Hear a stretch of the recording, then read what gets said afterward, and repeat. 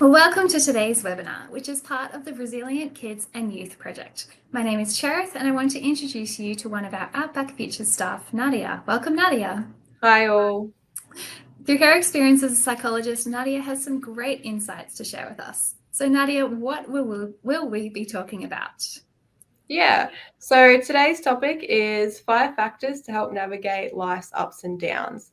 So while some of the challenges kids face can be broad depending on their individual situation, what we'll be going over today are some foundational areas we can all focus on so that our kids are better able to manage general stress and concerns as they arise.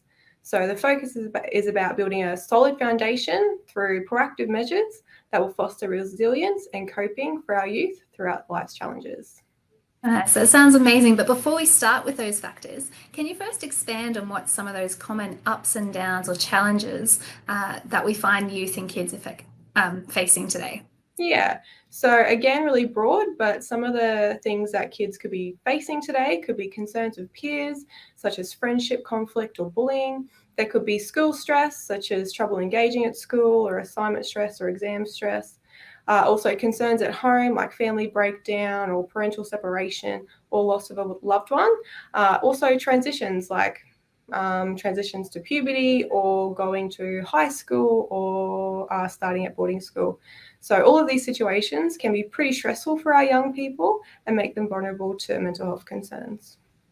And so the factors that we are discussing, why are they so important for parents to address with their kids and teenagers? Yeah, so the reality is that our ups and downs and the stress associated with them are a part of life. And usually the bigger we get, the bigger our problems get too. Absolutely.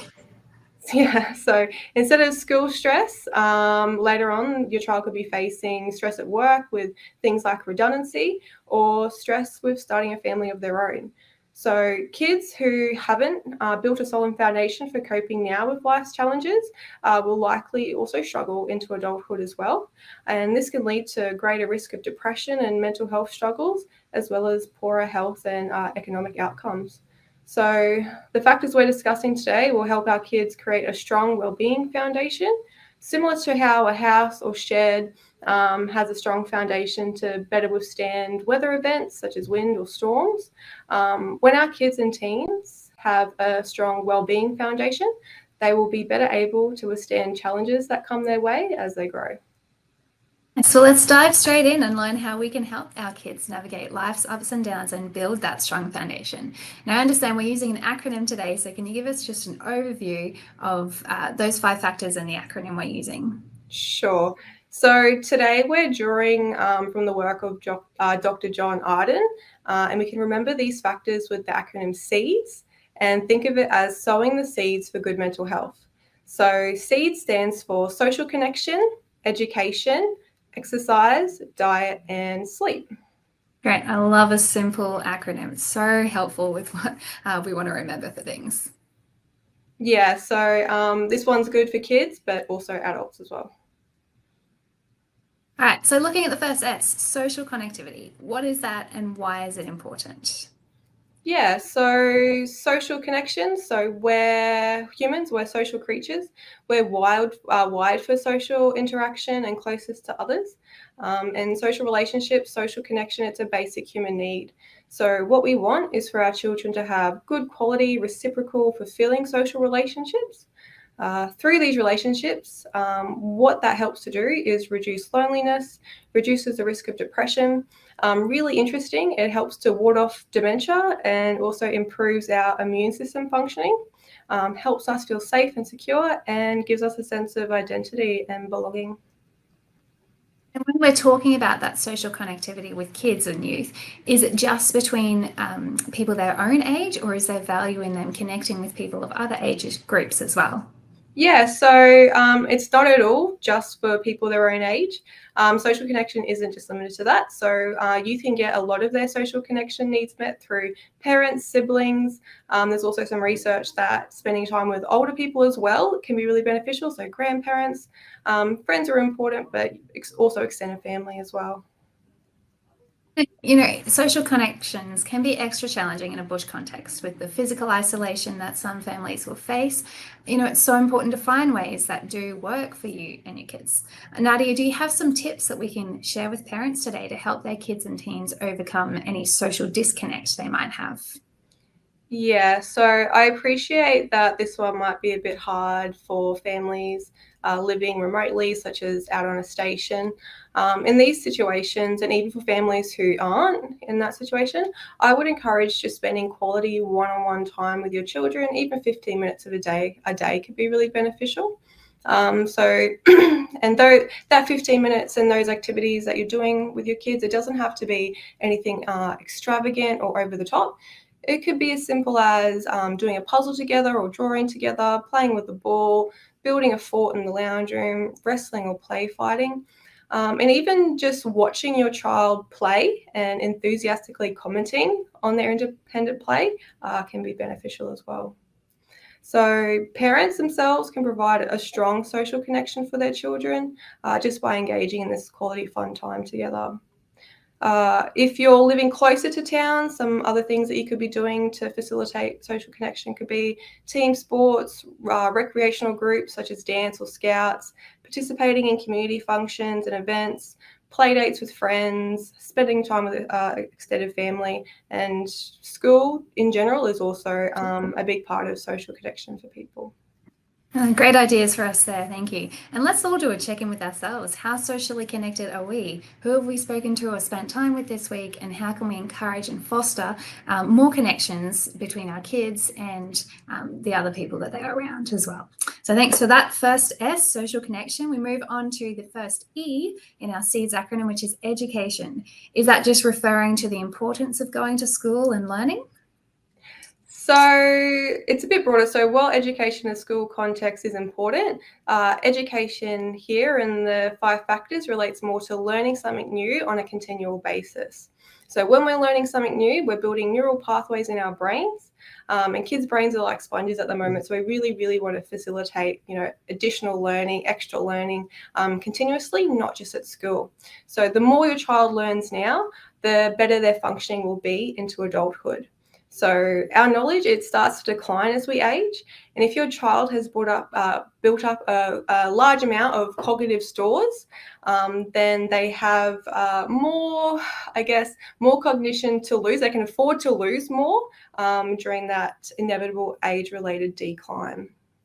So some of the ways that education also help children as well is it keeps their minds busy and stimulated. When we're learning, we're focusing on the here and now, so we're not ruminating on the past or worrying about the future, so it can have positive impacts on mood. It fosters self-confidence and self-esteem, increases economic prospects later on, and continued learning through life, helps to ward off dementia as well. It's the same as the first one, wasn't it? Social connection wards off dementia. Now, it's Yes. almost like we're trying to store up grain or produce for the future. The more we invest into our learning and education, the better off we'll be in the future. When our ability to learn starts to dwindle. Now, I do want to, I know you said it's not just about the school setting, but we do want to say thank you to all the school teachers and education support workers who, whether in person or via distance education, they are doing an amazing job and have an amazing influence on the education for our kids and teens. But also, going back into the home context, what can parents do to encourage an environment of learning? Yeah, so we can foster our children's education and learning through several different methods. So at home, it could just be teaching them how to do new things, like how to fix things on the property or pulling apart old machines and putting them back together. Also, letting your kids help you with practical tasks around the house, because when they're doing this, they're also learning. So that's even if it slows the task down a fair bit, just know that you're helping to build neural pathways there. Also making a habit of explaining in detail how things work with your kids. So just, items like in the environment as you see it. So for instance, if you see a cattle grid, just explaining to your child why it's there, what its function is, and the benefits of that. And during that process, your child's taking that information on board and they're learning there. Also, we can enable children to engage in continuous learning through different hobbies, such as like Lego, painting, or learning an instrument. And also just allowing them to have fun and experiment and invent things themselves. So, building and play and those kinds of things. And also reading to them and encouraging them to read is really beneficial for learning as well. Lots of ways to just expand their thinking. Exercising their minds daily, which also leads to our next E in the SEEDS acronym, which is exercise for our bodies. Now, I know there's a wealth of information about the importance and value of exercise for our physical, mental, and emotional well-being. Google is definitely not short on information in that area. But from your psychological background, how does investing in exercise help our kids navigate life's ups and downs? Yeah, so I really want to emphasize the positive impacts it can have on mental health and cognitive functioning, both now and into the future. So just getting started. So the experts recommend at least 30 minutes of moderate intensity exercise a day. So that's where your heart pumping and there's sweat. And this regular exercise helps with memory, it helps with concentration, again, helps to ward off dementia, it eases stress, it improves sleep, is really good for depression and anxiety. Also, if your child has ADHD, so exercise does wonders for hyperactivity and inattention. It can also improve classroom behaviour and energy levels in general. For high schoolers in particular, so engaging in exercise, it can reduce suicidal thoughts, which I think is pretty important, and also reduces the risk of alcohol and recreational drug use.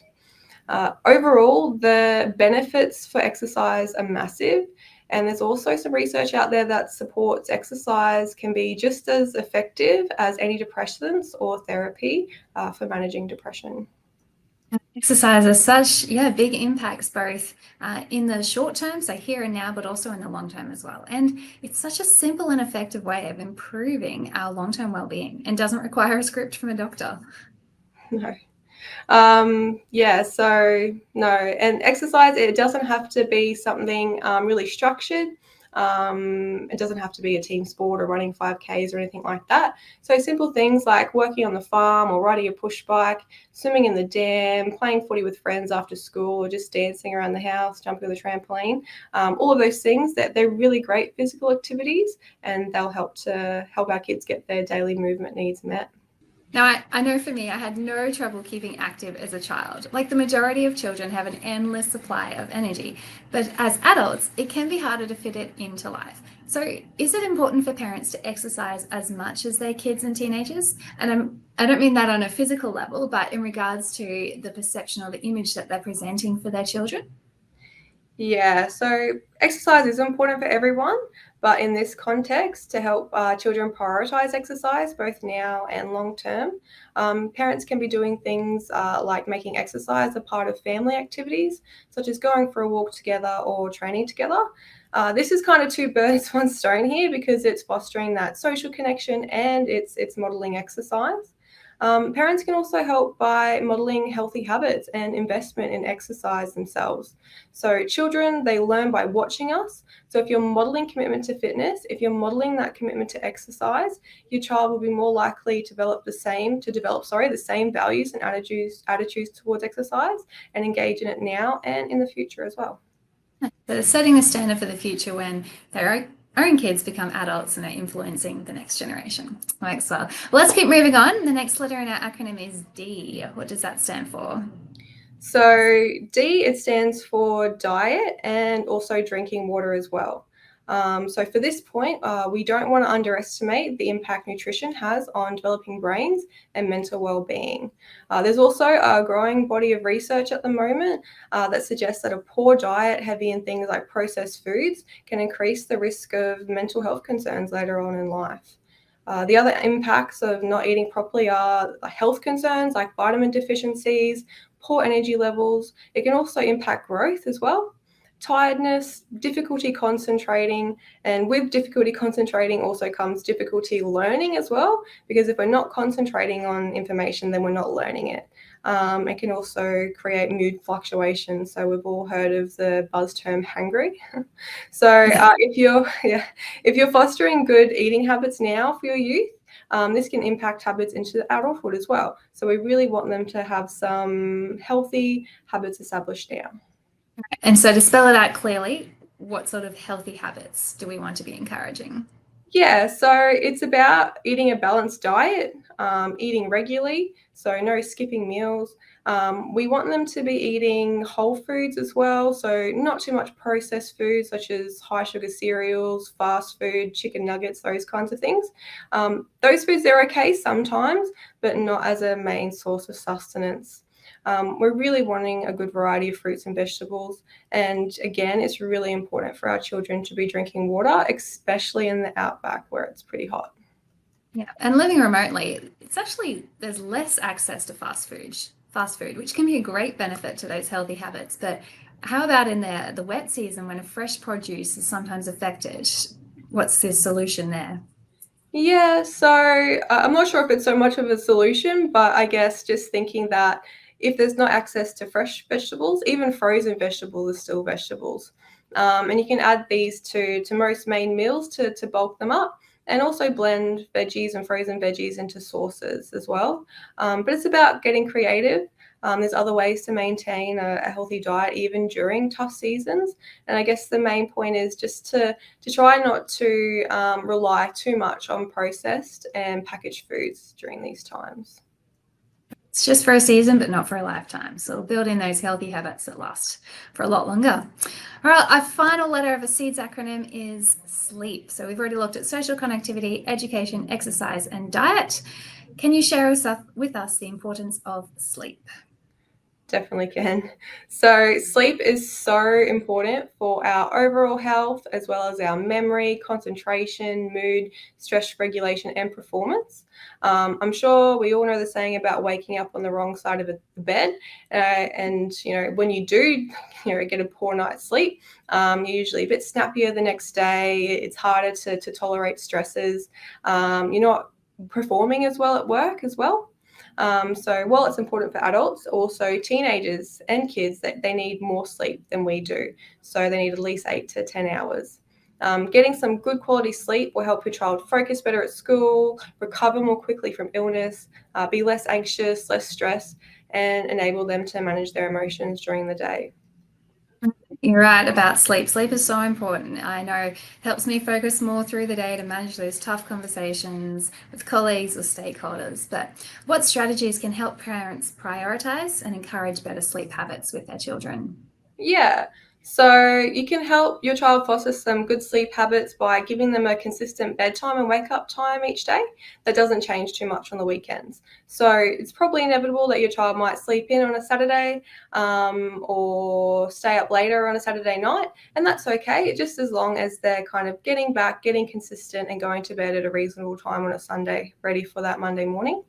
Also, reducing their use of screens and stimulating activities such as homework or video games or intense reading before bed. So, at least half an hour to an hour before bed.